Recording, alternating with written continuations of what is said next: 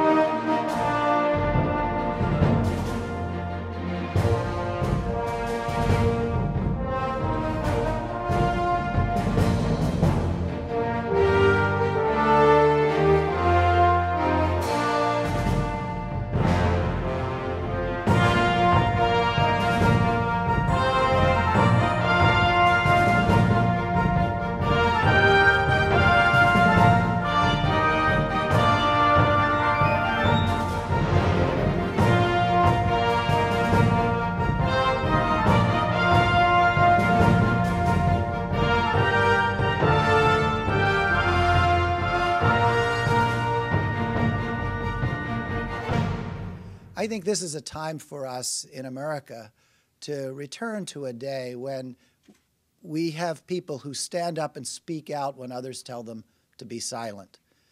We can't afford to be silent anymore, and that's why Common Cause has directed its attention and its limited resources to saying this is a time not to put in the closet the issues of abuse of power, but bring them out and shine some light on them.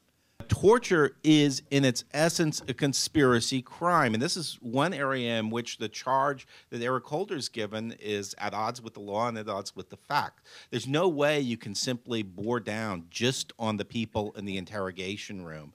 You have to look at the entire chain of decision-making that led to that process, because we know that what occurred in the CIA was under intense, heavy supervision and was well documented. So there's no avoidance of the role of other government officials. We know from looking at this situation in other countries that it sometimes is a very long arc, but that it bends towards justice. And I think that through the process of what appears now to be a very, very limited review, not even an investigation, that as the American people learn more about what was done in their name intentionally and at a very high level, that there will be, and also as they learn that we sold our souls for very, very little, if nothing, and in fact undermined our own security in the process, that there'll be more of a consensus for a robust accountability. In Abu Ghraib, you had photographs. If there had not been photographs, the administration's position would have been that this is all al-Qaeda propaganda. There is no question that that was orchestrated, planned, directed.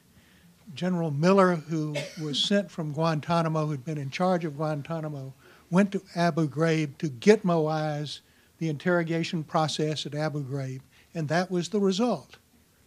And you have not seen anything other than the mice being prosecuted while the cats are either promoted or on lecture tours. No one has been held accountable except the very, very minor players. And I think there is no reason to think that this will be any different.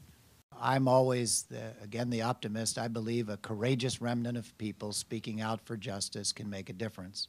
What if another nation captured 600 people and put them on an island and held them in a prison? And how would we react? What if another nation decided to invade another nation on the kind of skimpy pretext that we did?